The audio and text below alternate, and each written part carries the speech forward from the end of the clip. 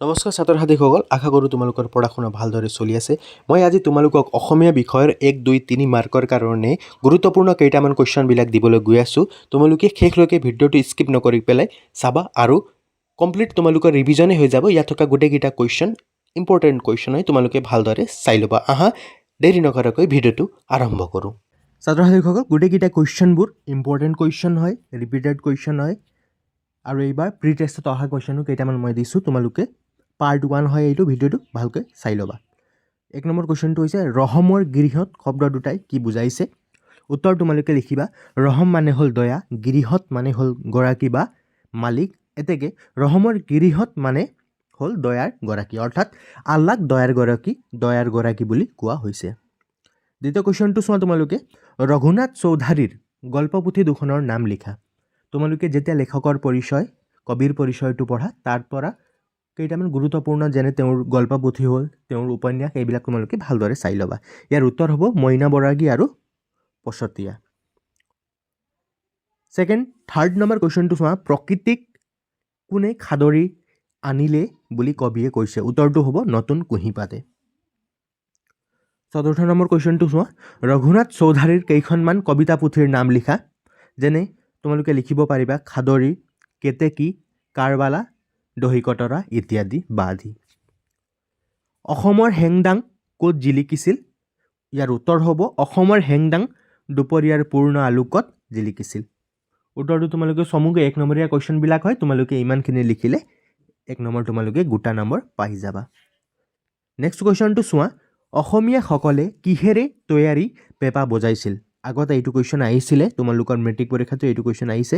ইয়াৰ উত্তৰ হ'ব অসমীয়াসকলে ম'হৰ শিঙেৰে তৈয়াৰী পেঁপা বজাইছিল। 7 নম্বৰ কুৱেশ্যনটো চোৱা। কবিয়ে জীৱনে মৰণে কি হৈ থাকিব বিচাৰিছে? ইয়াৰ উত্তৰটো হ'ব কবিয়ে জীৱনে মৰণে অসমৰ অসমীয়া হৈ থাকিব বিচাৰিছে। 8 নম্বৰ কুৱেশ্যনটো চোৱা। কবিয়ে কোন সময়ত মানুহজনক লগ পাইছিল? ইয়াৰ উত্তৰটো হ'ব কবিয়ে গধূলি সময়ত মানুহজনক লগ পাইছিল। নেক্সট ভিডিঅ'টোত মই তোমালোকক 3 আৰু 4 নম্বৰৰ গুৰুত্বপূৰ্ণ কুৱেশ্যনকেইটা মই তোমালোকৰ কাৰণে আনিম, সেইবাবে তোমালোকে চেনেলটো ছাবস্ক্ৰাইব কৰি ৰাখিবা। নেক্সট কুৱেশ্যনটো চোৱা। হৰে কৃষ্ণ ডেকা কোনখন কাকতৰ সম্পাদক আছিল? ইয়াৰ উত্তৰ হ'ব হৰে কৃষ্ণ ডেকা দ্য চেণ্টিনেল নামৰ কাকতৰ সম্পাদক আছিল। নেক্সট কুৱেশ্যনটো চোৱা। সফল উদ্যোগী হ'বলৈ কিয় কঠিন? ইয়াৰ উত্তৰটো হ'ব এজন সফল উদ্যোগী হ'বৰ বাবে লাগিব ধৈৰ্য, একাগ্ৰতা, নিয়মানুৱৰ্তিতা, সময়ানুৱৰ্তিতা, আত্মবিশ্বাস আৰু হাৰ নমনা মনোবৃত্তি। সকলোৰে এই গুণবোৰ নাথাকে, সেইবাবে সফল উদ্যোগী হোৱাটো টান বুলি কোৱা হৈছে বা কৈছে। নেক্সট কুৱেশ্যনটো চোৱা। এইটো ভেৰি ইম্পৰ্টেণ্ট কুৱেশ্যন, তোমালোকৰ ৰিপিট হয় এইটো কুৱেশ্যনটো। কোকোকোলা কোম্পানীৰ বিজ্ঞাপনটোত কোৱা কথাটো কি? এইটো মই এইবাৰ প্ৰায় প্ৰি ফাইনেল এক্সামবিলাকত মই তোমালোকক দেখিছোঁ। ইয়াৰ উত্তৰ হ'ব তোমালোকৰ কোকোকোলা কোম্পানীৰ বিজ্ঞাপনটোত কোৱা কথাটো হৈছে eat cricket, sleep cricket, dream cricket এণ্ডটো নালাগে, ড্ৰিংক ক্ৰিকেট। তোমালোকে এইটো লিখিলে হৈ গ'ল 4টা, ইট, শ্লিপ, ড্ৰিম আৰু ড্ৰিংক। মনত ৰাখিবা তোমালোকে, ইম্পৰ্টেণ্ট কুৱেশ্যন হয়। নেক্সট কুৱেশ্যনটো চোৱা। সুকুমাৰ কলাৰ ভিতৰত কোনটো শিল্পক বেছি স্থায়ী বোলা হৈছে? সুকুমাৰ কলাৰ ভিতৰত চিত্ৰশিল্পক বেছি স্থায়ী বোলা হৈছে। ইয়াৰ উত্তৰটো ভালদৰে চাই ল'বা। নেক্সট অজন্তাৰ ছবিবোৰে ভাৰতীয় সংস্কৃতিৰ কোন যুগৰ কথা সোঁৱৰাই দিছে? অজন্তাৰ ছবিবোৰে ভাৰতীয় সংস্কৃতিৰ বৌদ্ধ যুগৰ কথা সোঁৱৰাই দিছে। নেক্সট এইটো কুৱেশ্যনটো এইবাৰ প্ৰায় অহা দেখা গৈছে ছাত্ৰ ছাত্ৰীসকল। অসমৰ পুৰণি সাহিত্যৰ সমলবোৰ কি কি? কুৱেশ্যনটো ৰিপিট হয় এইটো। ইয়াৰ উত্তৰটো হ'ব তোমালোকৰ অসমৰ পুৰণি সাহিত্যৰ সমলবোৰ হ'ল অলিখিত গৰখীয়া নাম, নিচুকনি গীত, নাও খেলোৱা গীত, বাৰমাহী গীত, আইনাম, বিয়ানাম, বনগীত, বিহুগীত, দেহ বিচাৰৰ গীত, মন্ত্ৰ সাহিত্য আৰু ডাকৰ বচন আদি। ইমান লিখিলে তোমালোকে 1 বা 2 নম্বৰৰ কাৰণে এইটো কুৱেশ্যনটো আহে আৰু ইমান লিখিলে তোমালোকৰ হৈ যাব। নেক্সট কুৱেশ্যনটো চোৱা। পূজাৰ বন্ধত কুঁৱলীহঁতে ক'লৈ যোৱাৰ সিদ্ধান্ত লৈছিল? ইয়াৰ উত্তৰটো হ'ব পূজাৰ বন্ধত কুঁৱলীহঁতে দক্ষিণ ভাৰতৰ পিনে ফুৰিবলৈ যোৱাৰ সিদ্ধান্ত লৈছিল। 16 নম্বৰ কুৱেশ্যনটো চোৱা। ইণ্টাৰনেটক চমুকৈ কি বুলি কোৱা হয়? ইয়াৰ উত্তৰটো হ'ব ইণ্টাৰনেটক চমুকৈ নেট বুলি কোৱা হয়। 17 নম্বৰ কুৱেশ্যনটো চোৱা। ইম্পৰ্টেণ্ট হয় জয়শ্ৰী গোস্বামী মহন্তই ৰচনা কৰা শিশু কিশোৰৰ উপযোগী দুখন গ্ৰন্থৰ নাম লিখা ইয়াৰে উত্তৰটো হ'ব ডক্টৰ জয়শ্ৰী গোস্বামী মহন্তই ৰচনা কৰা শিশু কিশোৰৰ উপযোগী দুখন গ্ৰন্থৰ নাম হৈছে অন্য এক ৰত্নাকৰ আৰু উঁৱলি যোৱা চাদৰ এইটো মনত ৰাখিবা নেক্সট কুৱেশ্যনটো চোৱা লৰ্ড কাৰ্জন কোন ইয়াৰে উত্তৰটো হ'ব লৰ্ড কাৰ্জন হ'ল এজন ইংৰাজ ভাইচৰয় 19 নম্বৰ কুৱেশ্যনটো চোৱা পলে কোনবোৰ কাম ছোৱালীৰ বুলি পাহিক কৈছিল উত্তৰটো হ'ব ঘৰ সাৰা বাচন বৰ্তন ধোৱা ঘৰৰ ৰাজবাবৰ ধূলি বালি মচা নিজৰ কাপোৰ নিজে ধোৱা ইত্যাদি 20 নম্বৰ কুৱেশ্যনটো হৈছে আগা শব্দৰ অৰ্থ কি এই শব্দাৰ্থবিলাক তোমালোকে ভালদৰে চাই ল'বা বিশেষকৈ তোমালোকে কবিতা বিলাকৰ অৰ্থবিলাক তোমালোকে ভালদৰে চাই ল'বা আৰু তোমালোকে চাবা খ বিভাগৰ যিবিলাক আছে কানাইৰ চাতুৰি ধৰ ঝাড়ু ধৰবা এইবিলাকৰ পৰা তোমালোকে শব্দাৰ্থবিলাক ভালদৰে চাই ল'বা প্ৰায় তাৰ পৰাই দিয়া হয় ইয়াৰ উত্তৰটো হ'ব আগা শব্দটো হ'ল শ্ৰীযুতৰ সমাৰ্থক শব্দ অৰ্থাৎ আগাৰ অৰ্থ হ'ল শ্ৰীযুত স্লাম বাৰ্জাৰ কি ইয়াৰ উত্তৰটো হ'ব স্লাম বাৰ্জাৰ হ'ল এটা বহুৰাষ্ট্ৰীয় কোম্পানী নেক্সট কুৱেশ্যনটো চোৱা তটৰেখা কি উত্তৰটো হ'ব তটৰেখা হৈছে সাগৰ বা হ্ৰদৰ জলভাগ আৰু স্থলভাগৰ সীমা নেক্সট কুৱেশ্যন চোৱা কি ৰূপ ধাৰণ কৰি কৃষ্ণই বলিক চালনা কৰিছিল ইয়াৰ উত্তৰটো হ'ব বামন ৰূপ ধাৰণ কৰি শ্ৰীকৃষ্ণই বলিক চালনা কৰিছিল নেক্সট কুৱেশ্যনটো চোৱা বাৰে বাৰে ৰিপিট হোৱা কুৱেশ্যন হয় 1 নম্বৰীয়া কুৱেশ্যন কপিল মুনিৰ মাতৃৰ নাম কি ইয়াৰ উত্তৰটো হ'ব কপিল মুনিৰ মাতৃৰ নাম হ'ল দেৱহূতি নেক্সট কুৱেশ্যনটো চোৱা অম্বিকাগিৰি ৰায়চৌধুৰীক কি আখ্যা দিয়া হৈছিল ইয়াৰ উত্তৰটো হ'ব অম্বিকাগিৰি ৰায়চৌধুৰীক অসম কেশৰী আখ্যা দিয়া হৈছিল কবিয়ে চাই থাকোঁতে মুখ কিহেৰে ভৰি পৰিল বুলিছে 25 নম্বৰ কুৱেশ্যনটো ইয়াৰে উত্তৰটো হ'ব কবিয়ে চাই থাকোঁতে মুখ কাজল ছাইৰে ভৰি পৰিল বুলিছে 26 নম্বৰ কুৱেশ্যনটো চোৱা আততায়ী কাক বোলে উত্তৰটো হ'ব যি আনক বিষ দি জুই লগায় অথবা অন্য প্ৰকাৰে অনিষ্ট সাধন কৰিব বিচাৰে যি আনৰ ধন সম্পত্তি কাঢ়ি নি ৰাজ্য কাঢ়ি নি ভাৰ্যাক অপমান কৰে অথবা অস্ত্ৰ ধৰি প্ৰাণ নাশ কৰে তাকে আততায়ী বোলে কুলক্ষয় দুখ কি ইয়াৰে উত্তৰটো হ'ব কুলক্ষয় দুখ হ'ল কুলক্ষয় হ'ল কুল ধৰ্ম নষ্ট হ'ব ধৰ্ম নষ্ট হ'লে অৱশিষ্ট কুলকো অধৰ্মই বিৰাজ কৰিব আৰু অধৰ্ম বিয়পিলে কুলস্ত্ৰী সব দুষ্ট হয় ইয়াকে কুলক্ষয় দুখ বোলে নেক্সট কুৱেশ্যনটো চোৱা বিষাদ যুগ পাঠটো ক'ৰ পৰা লোৱা হৈছে ইয়াৰে উত্তৰটো হ'ব বিষাদ যুগ পাঠটো কথাগীতাৰ পৰা বা কথাগীতা পুথিখনৰ পৰা লোৱা হৈছে নেক্সট কুৱেশ্যনটো চোৱা নালন্দা বিশ্ববিদ্যালয়ৰ বিখ্যাত অধ্যক্ষগৰাকী কোন আছিল ইয়াৰে শুদ্ধ উত্তৰটো হ'ব শিলভদ্ৰ এতিয়া চোৱা তোমালোকক চমুটোকা লিখিবলৈ আহি যাব পাৰে তোমালোকে ব্ৰজাৱলী ভাষাৰ বিষয়ে তোমালোকে ভালদৰে চাই ল'বা তোমালোকে পইণ্ট ৱাইজ চালেও ভাল হ'ব এনেকৈ তোমালোকে লিখিলে হ'ব উত্তৰটো হ'ব ব্ৰজাৱলী ভাষা এক প্ৰকাৰৰ কৃত্ৰিম সাহিত্যিক ভাষা শংকৰদেৱৰ সময়ত অসম বংগ আৰু উৰিষ্যাত এটা কৃত্ৰিম উপভাষাৰ মাধ্যমত ভগৱান কৃষ্ণৰ লীলা বিষয়ত গীত পদৰ সৃষ্টি হৈছিল এই সাহিত্যিক ভাষাক ব্ৰজবুল আৰু অসমীয়াত ব্ৰজাৱলী ভাষা বোলা হয় ব্ৰজাৱলী ভাষাৰ মূল ভেটি হৈছে মৈথিলী ছেকেণ্ডটো তোমালোকে চাব লাগিব আজান ফকীৰৰ বিষয়ে চোৱা আজান ফকীৰ যাৰ আচল নাম হজৰত শ্বাহ মিলন অসমৰ অন্যতম ইছলাম ধৰ্মগুৰু তেওঁ আনুমানিক খ্ৰীষ্টীয় সপ্তদশ শতিকাৰ মাজভাগত অসমলৈ আহিছিল অসমত আহি তেওঁ অসমীয়া ভাষা শিকি জিকিৰ আৰু জাৰি গীত ৰচনা কৰিছিল তেওঁ মুছলমানসকলক নামাজ পঢ়িবলৈ শিকাইছিল সেইবাবে তেওঁৰ নাম আজান ফকীৰ হয় গদাধৰ সিংহৰ সহায়ত তেওঁ মছজিদ সজাই ধৰ্ম চৰ্চা আৰম্ভ কৰিছিল আজান ফকীৰৰ জীৱন বহু সংঘাতপূৰ্ণ আছিল আৰু তেখেতৰ মৃত্যু দিখৌমুখত হৈছিল এইকেইটা কথা তোমালোকে লিখিলে 2 নম্বৰ তোমালোকে পাই যাবা নেক্সট কুৱেশ্যনটো চোৱা তোমালোকে কবিতাটোত কবিয়ে কিয় আৰু কাৰ প্ৰশস্তি কৰিছে ইয়াৰ উত্তৰটো হ'ব কবিতাটোত কবিয়ে প্ৰকৃতিৰ সৌন্দৰ্যৰ মাজেৰে সুন্দৰৰ প্ৰশস্তি গাইছে প্ৰকৃতিৰ সৌন্দৰ্যৰ মাজত কবিয়ে চিৰ সুন্দৰৰ অৰ্থাৎ কেতিয়াও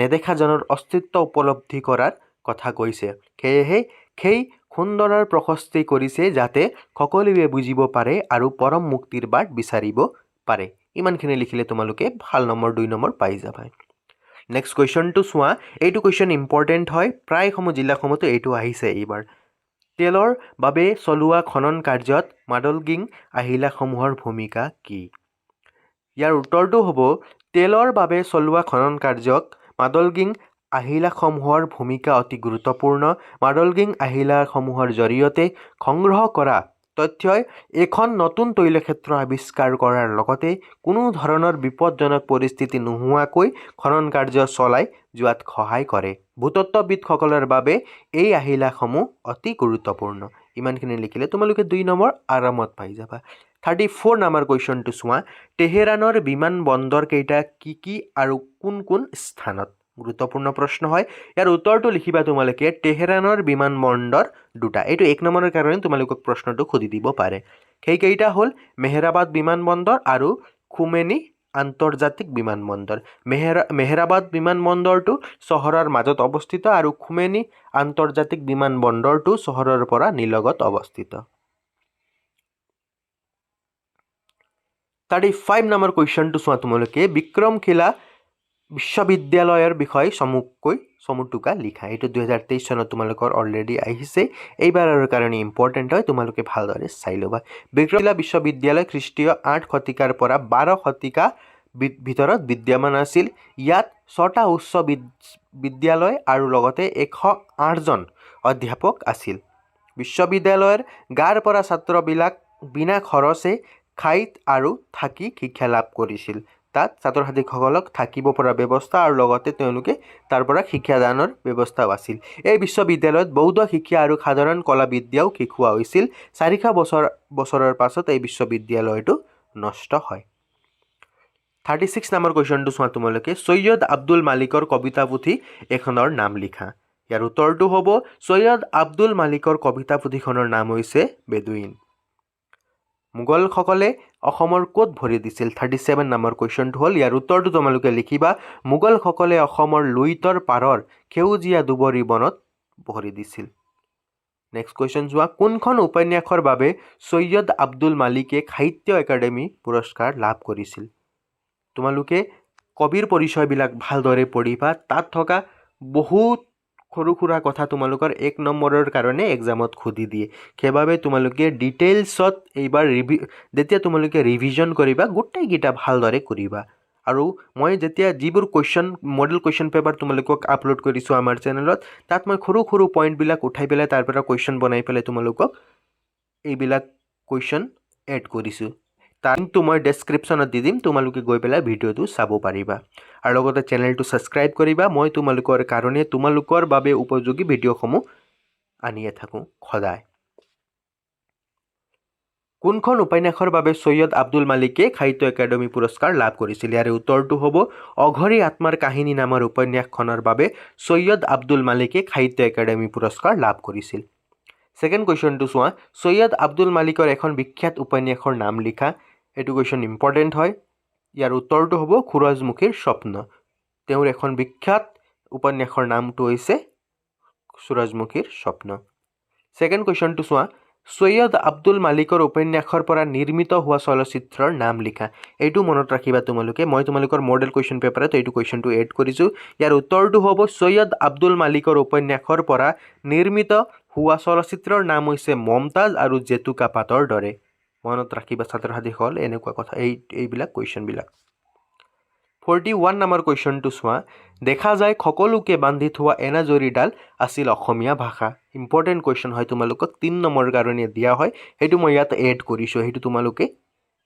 এবাৰ চাই ল'বা ভালদৰে উত্তৰটো তোমালোকে এনেদৰে লিখিবা উদ্ধৃত বা উক্ত কথাফাকি আমাৰ পাঠ্যপুথিত সন্নিৱিষ্ট আব্দুল সাত্তাৰ ডাঙৰীয়াই লিখা অসমৰ জনগোষ্ঠীৰ গাঁথনি আৰু সংস্কৃতি নামৰ পাঠটিৰ পৰা লোৱা হৈছে ইয়াত লিখকে অসমীয়া ভাষাৰ গুৰুত্বৰ বিষয়ে বৰ্ণনা কৰিছে অসমত নানা ধৰ্মৰ নানা ভাষাগোষ্ঠীৰ লোকে বাস কৰে এই সকলোবোৰ মানুহ অসমীয়া মিচিং কছাৰী তিৱা কাৰ্বি দেউৰী আদি সম্প্ৰদায় নিজ নিজ দেৱান বা উপভাষা জীয়াই ৰাখিছে যদিও তেওঁলোকে সকলোৱে অসমীয়া ভাষা বুজে আৰু কয় বাহিৰৰ পৰা অহা সকলো মানুহে অসমীয়া ভাষাৰে এইসকল মূলৰ ভাষাগোষ্ঠীৰ লগত আদান প্ৰদান কৰে। সেইবাবেই মেঘালয়, নাগালেণ্ড, অৰুণাচলক লৈ এই সকলো গোটেই আঞ্চলিক সামূহিক ভাষা আছিল অসমীয়া। গতিকে দেখা যায় সকলোকে বান্ধি থোৱা এনাজৰীডাল আছিল অসমীয়া ভাষা।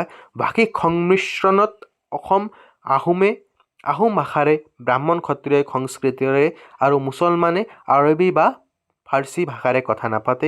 এই সকলোবোৰৰ মাতৃভাষা অসমীয়া। তোমালোকে ইমানখিনি লিখিলে 2 বা 3 নম্বৰ তোমালোকে পাই যাবা। নেক্সট কুৱেশ্যন তোমালোকে চাবা, কিহে অসমীয়া জাতিক অধিক কটকটীয়া কৰিলে? বিভিন্ন ভাষাভাষী লোকৰ মাজত ঘটা ভাষিক সংমিশ্ৰণে অসমীয়া জাতিক অধিক কটকটীয়া কৰিলে। নেক্সট কুৱেশ্যন চোৱা, অজন্তাৰ ছবিবোৰত প্ৰকাশ পোৱা ভাৱবস্তু দুটা কি? ইয়াৰে উত্তৰটো হ'ব অজন্তাৰ ছবিবোৰত দুটা ভাৱবস্তু প্ৰকাশ পাইছে, সেয়া হ'ল সন্ন্যাস জীৱন আৰু দ্বিতীয়টো হৈছে সমূহীয়া জীৱন। তোমালোকে এইবিলাক মনত ৰাখিবা আৰু চেনেলটো ছাবস্ক্ৰাইব কৰিবা। মই ডেইলি তোমালোকক ইম্পৰ্টেণ্ট কুৱেশ্যনবিলাক লৈ পেলাই সদায় ভিডিঅ'সমূহ আপলোড কৰি থাকিম। তোমালোকে সদায় এটা এটাকৈ ভিডিঅ'সমূহ তোমালোকৰ এক্সামলৈকে ডেইলি পাই থাকিবা। আৰু তোমালোকে যদি মডেল কুৱেশ্যন পেপাৰবোৰ ছল্ভ কৰিব বিচাৰা তেন্তে ফ্ৰীতে আমাৰ চেনেলত ভিডিঅ'সমূহ আপলোড কৰা আছে। তাত গৈ পেলাই তোমালোকে ভালদৰে কুৱেশ্যনবিলাক চাই পেলাই তোমালোকৰ প্ৰেক্টিছটো আৰু ভালদৰে কৰিব পাৰিবা। নেক্সট কুৱেশ্যনটো চোৱা, 25 বছৰৰ পাছত মানুহজনক কবিয়ে ক'ত লগ পাইছিল? ইয়াৰ উত্তৰটো হ'ব 25 বছৰৰ পাছত মানুহজনক কবিয়ে আগৰ ঠাইডোখৰতে এটা 7মহলীয়া অট্টালিকাৰ বাহিৰত ৰৈ থকা অৱস্থাত লগ পাইছিল। 45 নম্বৰ কুৱেশ্যনটো চোৱা, মানুহজনে কবিক চিনি পাইছিলনে? উত্তৰটো হ'ব মানুহে কবিজনক চিনি পোৱা নাছিল। নেক্সট কুৱেশ্যনটো চোৱা, একে কবিতাৰ পৰা, মানুহজনে কবিক কি সুধিছিল? উত্তৰটো হ'ব মানুহজনে কবিক সুধিছিল, হেৰা অচিনাকি মানুহজন, তোমাক কি লাগেহে ইয়াত? কবিয়ে ভাড়াঘৰ বিচাৰি আহিছে নেকি বুলি মানুহজনে জানিব বিচাৰিছিল।